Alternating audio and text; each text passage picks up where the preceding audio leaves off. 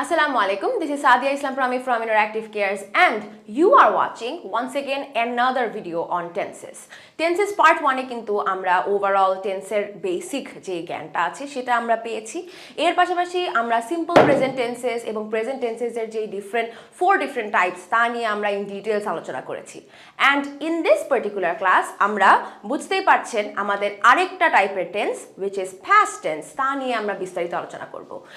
As we already know আমরা প্রতিটা লেকচারেই কিন্তু ইন ডিটেইলসে সেই টেন্সটা কিভাবে ইউজ করা হয়, স্ট্রাকচার কি, এক্সাম্পল কি, এই সব যাবতীয়ই কিন্তু আলোচনা করি।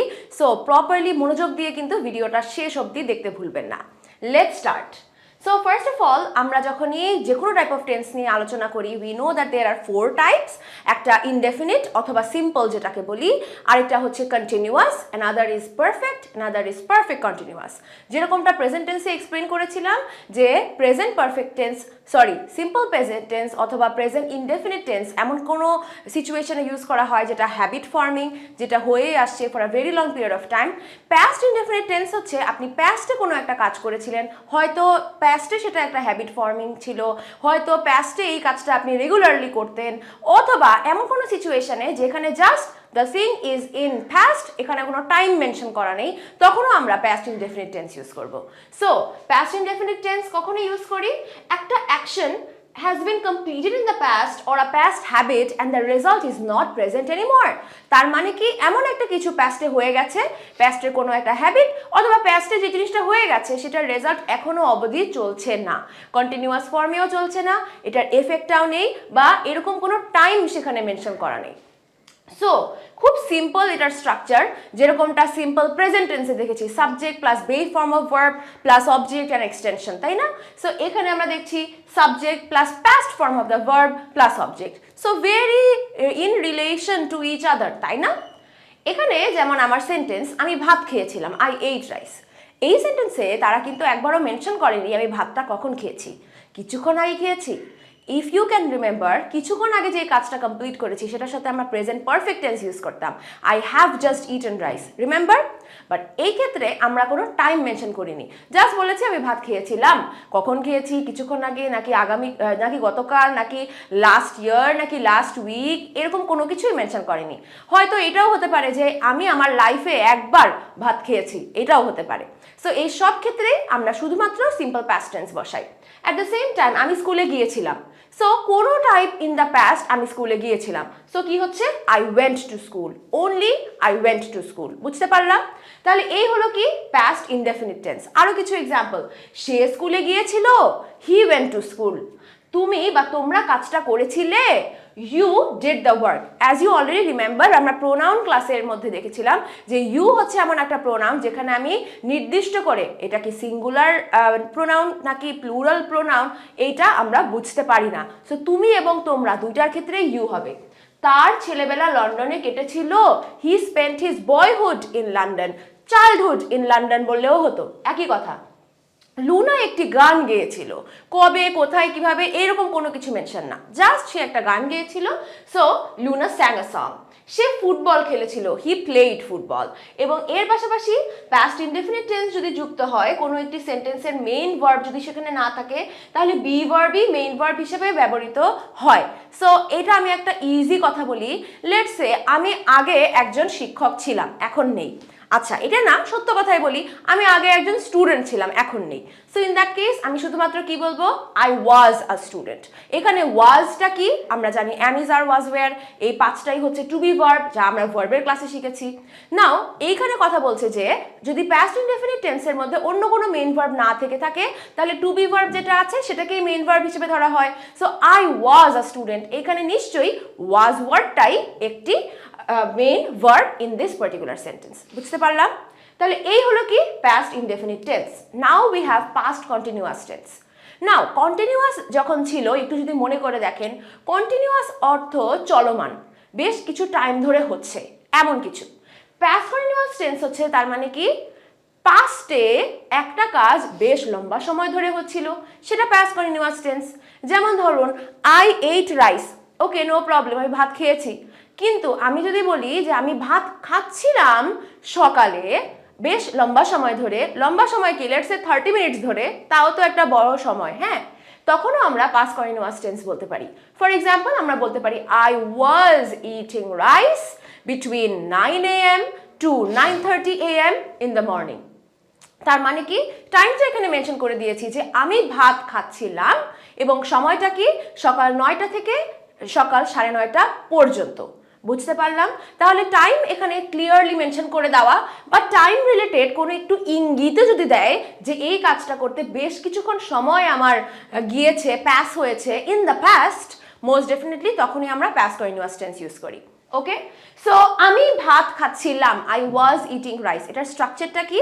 অবশ্যই শুরুতে আমার সেন্টেন্সের সাবজেক্ট থাকবে, তারপরে যেহেতু এটা পাস্টে হচ্ছে তাই অ্যামিজ আর ওয়াজ ওয়্যারের মধ্যে কোন দুটো দিব?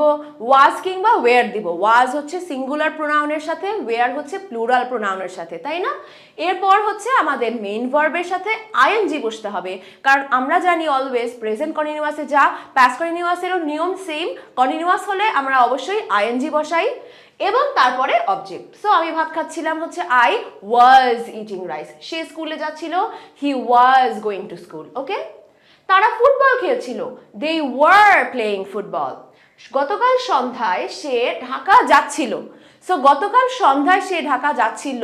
আপনি দেখেন বাংলায় অনুবাদ করার টাইমেই কিন্তু আমি যাচ্ছিল বলেছি, গিয়েছে বলিনি। যদি গিয়েছে হতো তাহলে শুধুমাত্র সিম্পল পাস্ট, এবং যেহেতু যাচ্ছিল বলছি তার মানে এই কাজটা কন্টিনিউয়াস ফর্মে হচ্ছে, বেশ কিছুক্ষণ টাইম ধরে হচ্ছিল। সো এই কারণেই আমরা পাস্ট কন্টিনিউয়াস টেন্স বসাই। আমি একা একা গান গাচ্ছিলাম, I was singing songs alone. Okay, so এখানে খেয়াল রাখতে হবে subject first person and third person singular number হলে ওয়াজ বসবে এবং অন্যান্য টাইম ইউ, উই, দে এবং বাকি সব প্লুরাল নাম্বারের সাথে as you already know were বসবে। এই হলো তাহলে পাস্ট কন্টিনিউয়াস টেন্স। পাস্টে একটা কাজ বেশ লম্বা সময় ধরে হয়েছে। নাও we have passed perfect tense. Trust me, আমি এই পর্যন্ত বেশিরভাগ স্টুডেন্টসটাই দেখেছি যে তারা অন্যান্য সব টেন্সগুলো প্রপারলি ঠিকঠাক বুঝে গেলেও পাস্ট পারফেক্ট টেন্স নিয়ে অনেক মাথা ঘামায়। বাট ট্রাস্ট মি, আমি এখন যে লাইনটা বলবো এটা দিয়ে পাস্ট পারফেক্ট টেন্সের সব ধরনের ভূত সব সময়ের জন্য কেটে যাবে। Don't worry. নাও ভালোভাবে চিন্তা করে দেখুন, পাস্টে আপনি একটা না দুইটা কাজ করেছেন, এই দুইটা কাজের মধ্যে যেই কাজটি আরো আগে করেছেন সেটার সাথে পাস্ট পারফেক্ট টেন্স বসবে, যেটা পরে করেছেন সেটার সাথে সিম্পল পাস্ট। শেষ। এটুকু কিন্তু শুধু মনে রাখতে হবে, পাস্ট পারফেক্ট টেন্স কখনো অন ইট সেলফ বসবে না, শুধুমাত্র পাস্টে দুটো কাজ, এই দুটোর মধ্যে যেটা আগে সেটার সাথে পাস্ট পারফেক্ট, পরেরটার সাথে সিম্পল পাস্ট, এই নিয়ম অনুসারেই বসে, অরেলস সে বসে না, কখনোই বসে না। ঠিক আছে, তাহলে এইভাবে আমরা মনে রাখবো। এখানে কিন্তু দেখেন ইংলিশ এবং বাংলা দুই ভাষাই আমি এই মাত্র মুখ দিয়ে যেটা বললাম তাই লিখে দিয়েছি, যাতে আপনাদের অলওয়েজ মনে থাকে যে অতীতকালের দুটি কাজ সম্পন্ন হয়ে থাকলে তাদের মধ্যে যেটি আগে ঘটেছিল তা পাস্ট পারফেক্ট টেন্স হয় এবং যেটি পরে হয়েছিল তা সিম্পল পাস্ট টেন্স হয়। So as you can see the structure, দুটি কাজ যেহেতু বলবো নিশ্চয়ই দুটি সাবজেক্ট থাকবে। ফার্স্ট সাবজেক্টের সাথে আমরা হ্যাড দিয়ে তারপরে ভার্বের পাস্ট পার্টিসিপল বলবো। কেন? কারণ পাস্ট পারফেক্ট টেন্সের নিয়মটাই হচ্ছে এটা, যে কোনো পারফেক্ট টেন্সের সময় আমরা হ্যাভ হ্যাজ হ্যাড বসাই, প্রেজেন্ট পারফেক্টের সময় হ্যাভ এবং হ্যাজ বসাই, পাস্ট পারফেক্টের সময় সবসময় হ্যাড বসাই। যেই প্রোনাউনই হোক না কেন, ফার্স্ট সেকেন্ড থার্ড পারসন যাই হোক না কেন, হ্যাডই বসবে। হ্যাডের পরে কি বসে? Verb with past participle form. So প্রথম সাবজেক্টের সাথে হ্যাড দিয়ে verb with past participle form, এরপরে দ্বিতীয় সাবজেক্টের সাথে এখন কি আমি আবার হ্যাড অ্যান্ড পাস্ট পার্টিসিপল দিব? নো, কারণ যেটা বললাম পরের যে কাজটা হয়েছে সেটার সাথে সিম্পল পাস্ট টেন্স বসে। সো সেকেন্ড সাবজেক্ট দিয়ে শুধুমাত্র ভার্বের পাস্ট ফর্ম এবং তারপর সেকেন্ড অবজেক্ট। চলুন কিছু এক্সাম্পল দেখি। আমি ভাত খাওয়ার পূর্বে সে বাড়ি আসলো। এখানে যদি আমি আপনাকে প্রশ্ন করি কোন কাজটা আগে হয়েছে, আমি ভাত খেয়েছি নাকি সে বাড়ি আসলো? চিন্তা করে দেখুন, আমি ভাত খাওয়ার পূর্বে সে বাড়ি আসলো, তার মানে সে বাড়ি এসেছে আরো আগে, এরপরে আমি ভাত খেয়েছি, তাই না? সো সে বাড়ি এসেছে, এই পার্টিকুলার ভার্বটার সাথে আমরা তাহলে কি বসাবো? Past perfect tense. এরপরে আমি ভাত খেয়েছি এটার সাথে কি বসাবো? শুধুমাত্র সিম্পল পাস্ট টেন্স। সো দেখুন, he had come home. Had come কেন? কারণ কাম এর ভার্বটা হচ্ছে এরকম, present tense come, past tense came, past perfect again come হয়ে যায়। It is an irregular verb. Okay? So, he had come home before I ate rice. শুধুমাত্র ate rice কেন? কারণ eat, ate, eaten. So, এভাবে ate-টা হচ্ছে past tense of the verb eat. বুঝতে পারলাম? আবার দেখি, আমি স্কুলে যাওয়ার পূর্বে সে মারা গেল। সো কোন কাজটা আগে হয়েছে? সে মারা গিয়েছে আগে, তারপরে আমি স্কুলে গিয়েছি। সো ইন দিস কেস আমরা কি করছি? হি হ্যাড ডাইড, মারা গিয়েছে আগে, সো হি ডাইড বললে হবে না, he had died before I went to school. Went to school কেন? কারণ শুধুমাত্র সিম্পল পাস্ট টেন্স। আরও কিছু এখানে এক্সাম্পল আছে। ঘন্টা পড়ার পূর্বে তারা স্টেশনে পৌঁছালো, তার মানে আগে স্টেশনে পৌঁছিয়েছে, তারপরে ঘন্টা পড়েছে, তার জন্য they had reach the station before the bell rang and so on. খুব সিম্পল না ব্যাপারটা? প্রপারলি এই এক্সাম্পলসগুলো আপনারা পড়ে নেবেন।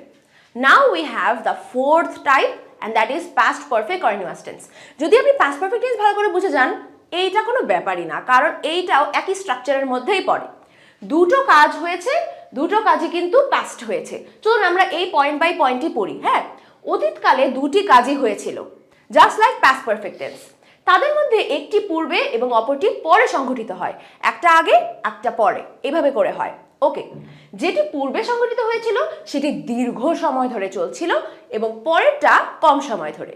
সো দুটো কাজ, একটা যেটা আগে বসে সেটার সাথে জেনারেলি আমরা পাস্ট পারফেক্ট টেন্স বসাতাম, বাট দিস টাইম আগে যে কাজটা হয়েছে সেটা বেশ লম্বা সময় ধরে হয়েছে এবং এই টাইমটাতেই আমরা পাস্ট পারফেক্ট কন্টিনিউয়াস টেন্স বসাবো এবং পরেরটা অ্যাজ ইউজুয়াল আমরা কি করব? অ্যাজ ইউজুয়াল আমরা কিন্তু এটার সাথে জাস্ট নর্মাল পাস্ট টেন্স বসাবো। সো একটু আমরা দেখি স্ট্রাকচার তাহলে কি হলো? ফার্স্ট সাবজেক্ট, এরপরে কিন্তু হ্যাড, কিন্তু এরপরে আমাদের past perfect continuous tense. So যেহেতু কন্টিনিউয়াস ফর্মটাও আনতে হবে, আইএনজিও আনতে হবে, এর জন্য তার মাঝে বসে বিন, ঠিক যেরকমটা প্রেজেন্ট পারফেক্ট কন্টিনিউয়াসে দেখেছি আমরা। সো হ্যাড বিন, মেইন ভার্বের সাথে আইএনজি, তারপরে ফার্স্ট অবজেক্ট গেল, দেন সেকেন্ড সাবজেক্ট, এরপরে ভার্বের শুধুমাত্র পাস্ট ফর্ম, এরপরে আমাদের সেকেন্ড অবজেক্ট। লেটস সি, সে যখন আসলো তখন আমি ভাত খাচ্ছিলাম। সো আমি ভাত খাচ্ছিলাম বেশ লম্বা সময় ধরে এবং তারপর সে আসলো। এখন ভাবতে পারেন না আমি 5 মিনিটে ভাত খেয়ে ফেলতে পারি, অবশ্যই, কিন্তু আপনি যদি 5 মিনিটেও খেয়ে ফেলেন, ইন দ্যাট কেস সে আসলো, একজন মানুষ আসতে মানে জাস্ট এই যে দেখলেন যে that person enter the door, এই এন্টার দ্য ডোরে কত টাইম লাগে? কয়েক সেকেন্ড লাগে, তাই না? সো তার আসার বলতে ফুল জার্নির কথা বলছি না, just entering the room, that might take just 5 to 10 seconds এবং আপনি ভাত খাচ্ছেন, এটা তো নিশ্চয়ই তার থেকে বেশি লম্বা টাইম। সো এই পয়েন্ট অফ ভিউ থেকে আমরা চিন্তা করে আমি ভাত খাচ্ছিলাম, এই কাজটা যেহেতু আগে হচ্ছে সেটার সাথে আমরা বলেছি হ্যাড বিন ইটিং রাইস, আর তারপর কি? ওয়েন হি কেম। দেন ঘন্টা পড়ার পূর্বে আমরা খেলছিলাম। সো খেলছিলাম তো নিশ্চয়ই লম্বা টাইম ধরে, তারপরে ঘন্টা বেজেছে কতক্ষণ? 1 মিনিট বেজেছে ঘন্টা, সো লম্বা time. So we had been playing before the bell rang.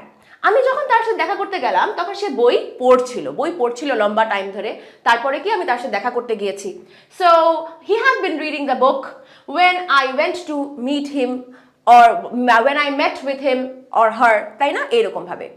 So আশা করি আমরা বুঝতে পেরেছি ইন ডিটেলসে। Here were all 4 types of tenses, এগুলোর ইউসেজও আমি বুঝিয়ে দিলাম, স্ট্রাকচারও বুঝিয়ে দিলাম বেশ কিছু এক্সাম্পলস দিয়ে। আশা করি this entire lesson was helpful. Most definitely if it did আমাদেরকে জানাতে ভুলবেন না এবং দেখা হবে পরের লেসনে।